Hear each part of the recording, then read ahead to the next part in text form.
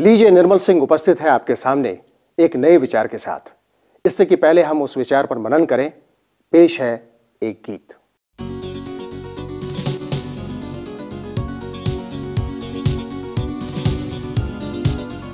मैं यीशु के नूर में सचा लूंगा, दिनों रात उसके पीछे मैं चलूंगा, नूर में चलूंगा, पीछे चलूंगा, यीशु मेरा मुंजी मसलूब।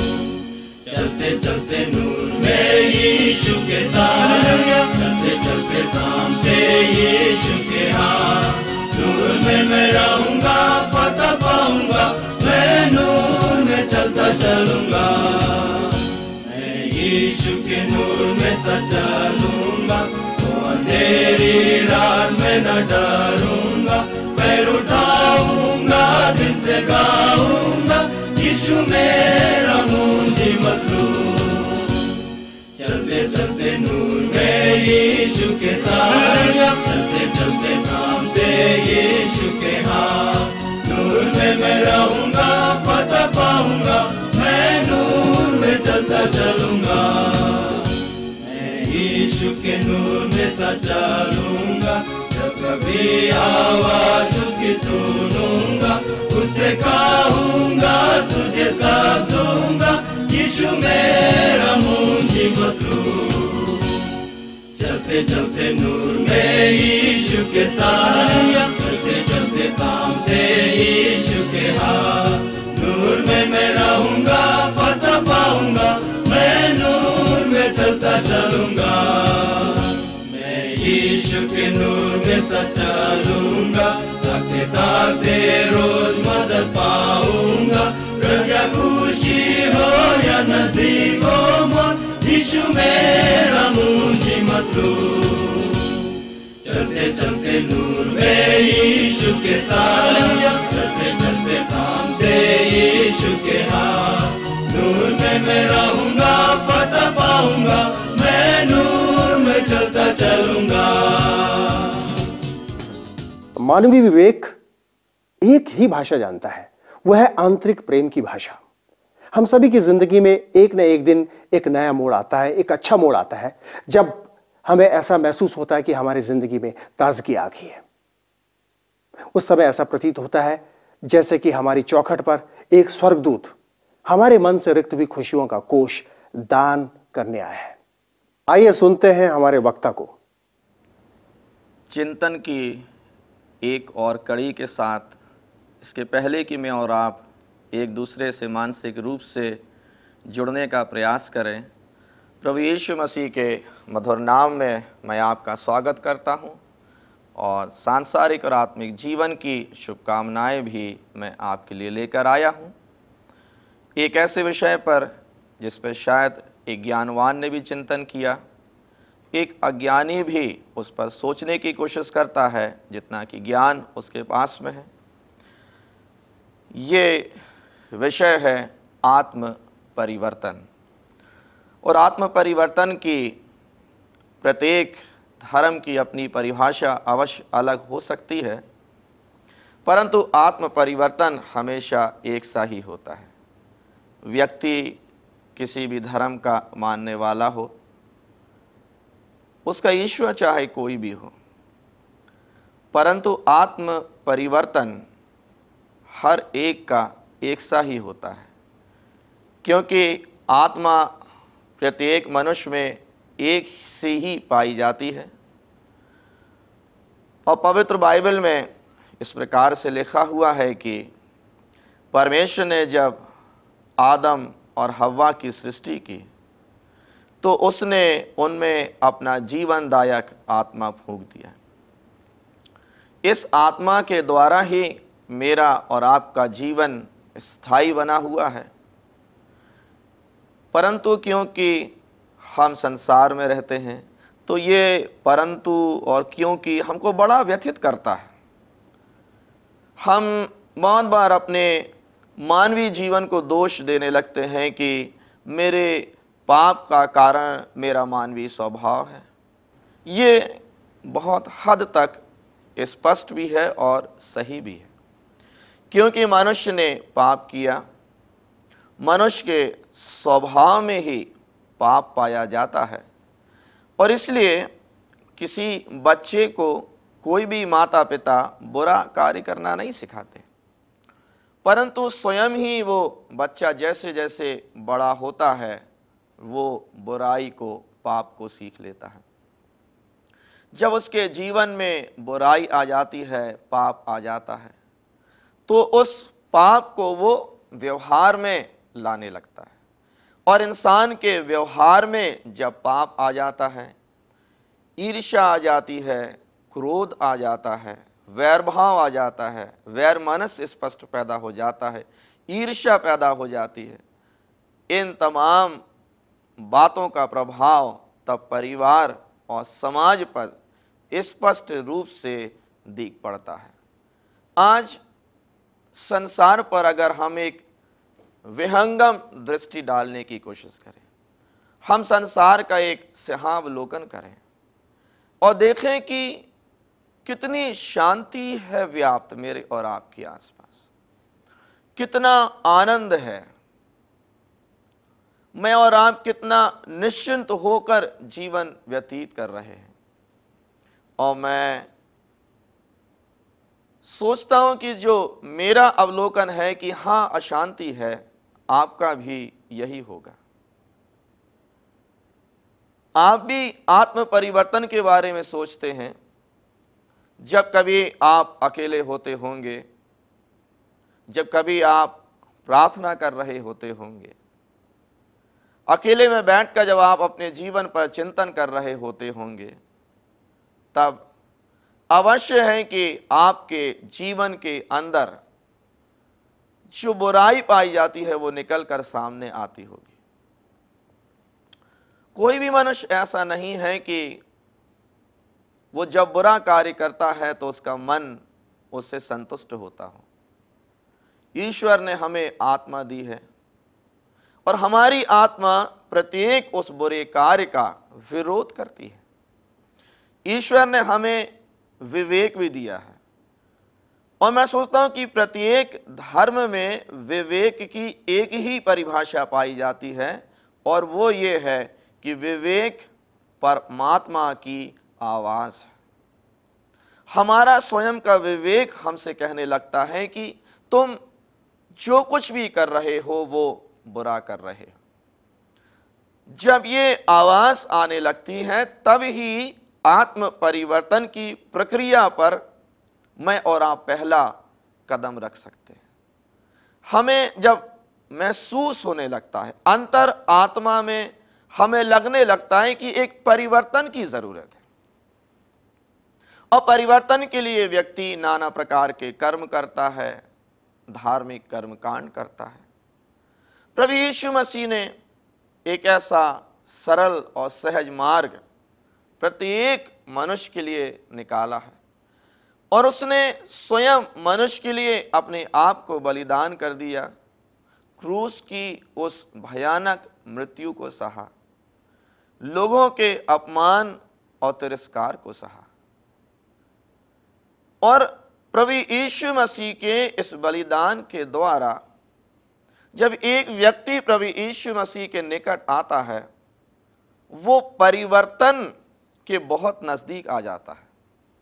एक मनुष्य जिस ईश्वर पर विश्वास रखता है वो जब उसके सानिध्य में बढ़ने की कोशिश करता है तो उसे लगता है कि कहीं ना कहीं आत्म परिवर्तन आ रहा। अब ऐसे कितने लोग होंगे शायद इस भीड़ में जो इस चिंतन को सुन रहे हैं, जो मेरे साथ इस आत्म मंथन में लगे हुए, कि परिवर्तन या तो प्रारंभ हुआ है, परिवर्तन की प्रक्रिया चल रही है, कुछ शायद परिवर्तन के चरम पर पहुंच गए और उन्हें ऐसा लगता है कि अंतर आत्मा कहीं से बदल रही है।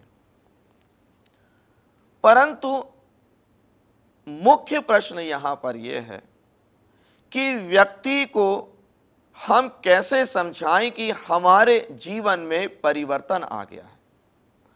मैं अपने आसपास के लोगों को शब्दों से नहीं बता सकता कि मेरे अंतर आत्मा में परिवर्तन आ गया, क्योंकि मन की गहराई और आत्मा की सच्चाई को केवल परमात्मा ही देख सकता है, मनुष्य नहीं देख सकता।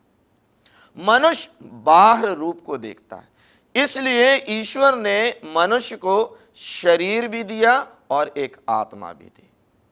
और ये शरीर जो है ये व्यर्थ दुख उठाने के लिए नहीं है, परंतु ये शरीर का जो प्रमुख उद्देश्य है वो संसार के भोग के लिए नहीं है, अपने जीवन को सांसारिक सुख और सुविधाओं में ही उलझाने के लिए नहीं है, परंतु परमेश्वर ये चाहता है कि इस शरीर के द्वारा हम अंतर आत्मा के गुणों को व्यक्त कर सकें।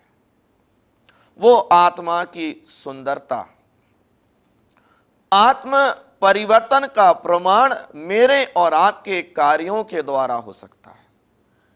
शब्द से मैं शायद किसी को समझाने की कोशिश करूंगा, परंतु हो सकता है कि उस व्यक्ति को मेरे शब्दों पर विश्वास ना हो। शब्द एक ऐसा जाल भी बन सकता है जिसमें आडंबर स्पष्ट रीति से अपना जगह बनाकर रखता है, और आडंबर एक ऐसा धोखा है जो व्यक्ति ना केवल सामने वाले व्यक्ति को देता है परंतु स्वयं को भी देखता है। इसलिए पवित्र बाइबल में एक ऐसी प्रक्रिया को बतलाने का प्रयास किया गया है कि व्यक्ति में जब आत्म परिवर्तन होता है तो उसका बाहर व्यवहार भी परिवर्तित हो जाता है, और जब उसका बाहर व्यवहार परिवर्तित हो जाता है तो जो व्यक्ति उसे देख रहे हैं, प्रतिदिन उससे मिलते हैं, उन्हें स्पष्ट आभास हो जाता है, वो तुलना कर सकते हैं कि इस व्यक्ति का जीवन पहले कैसा था, इस व्यक्ति का व्यवहार पहले कैसे था, इस व्यक्ति का चरित्र पहले कैसे था, और अगर वास्तव में ये आत्म परिवर्तन से गुजर रहा है तो अब कितना परिवर्तन इसके व्यवहार में और चरित्र में आया है। यूहन्ना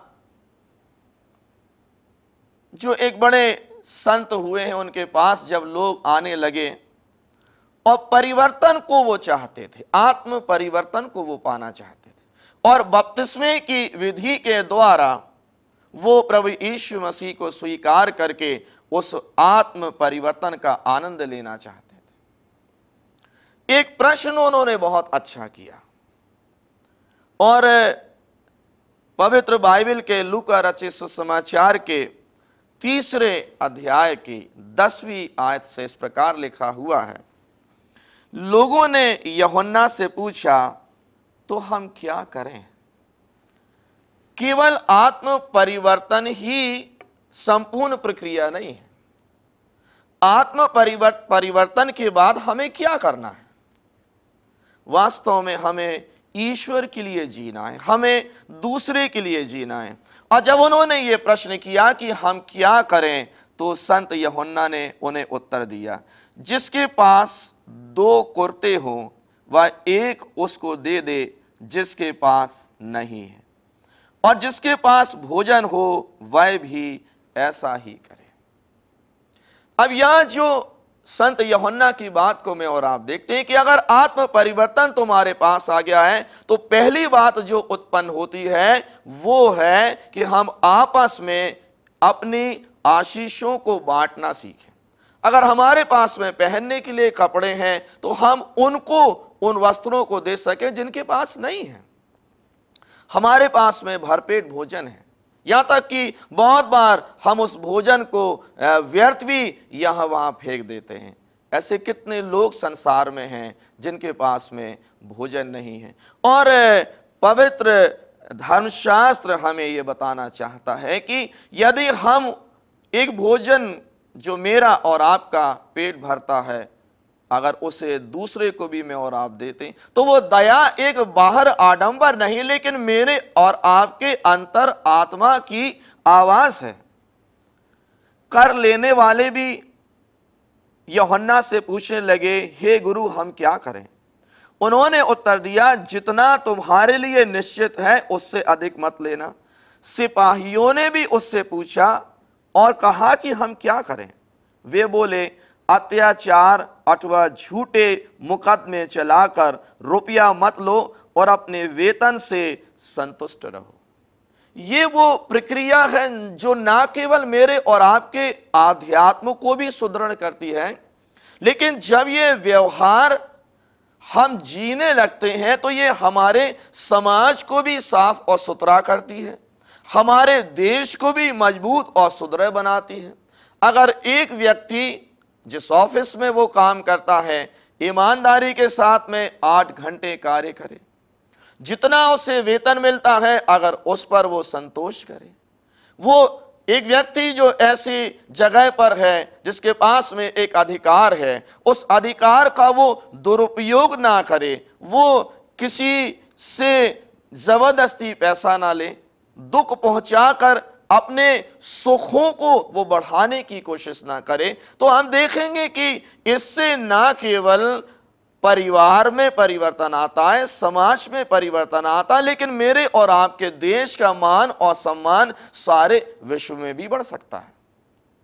और आत्म परिवर्तन ही देश के परिवर्तन की एक बड़ी प्रक्रिया हो सकती है। आत्म परिवर्तन ही समाज के परिवर्तन की प्रक्रिया हो सकती है।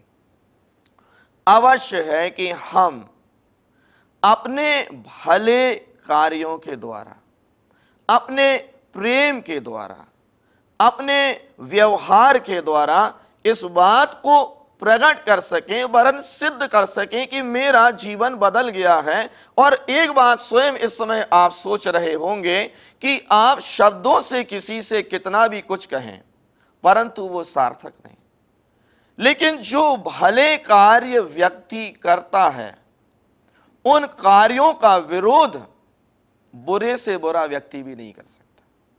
जब सामने वाला व्यक्ति देखता है कि मैं तो इसे गालियां देता था परंतु ये मुझसे प्रेम करता है, मैं इसका विरोध करता था परंतु ये मेरा सहयोग करता है, जब मैं तकलीफ में होता हूं ये मेरी सहायता करता है, और इस तरह से ये जो कार्य वो व्यक्ति इस संसार में रहते हुए कर रहा है, वो सताने वाला व्यक्ति भी उसका विरोध नहीं कर सकता है। आत्म परिवर्तन की सबसे सुंदर और स्पष्ट परिभाषा शब्दों से नहीं परंतु कर्मों के द्वारा हम दे सकते हैं। और आज की सबसे बड़ी आवश्यकता न केवल आत्म परिवर्तन है परंतु व्यवहार के द्वारा उस आत्म परिवर्तन को प्रकट करना भी मेरा और आपका परम कर्तव्य है। जाते जाते हमारी ओर से शुभकामनाएं। अगर आपके मन में कोई प्रश्न है तो आप अवश्य हमें लिख भेजें। Satyapath, video department, mid India Christian mission, Damoh, Madhya Pradesh 470661।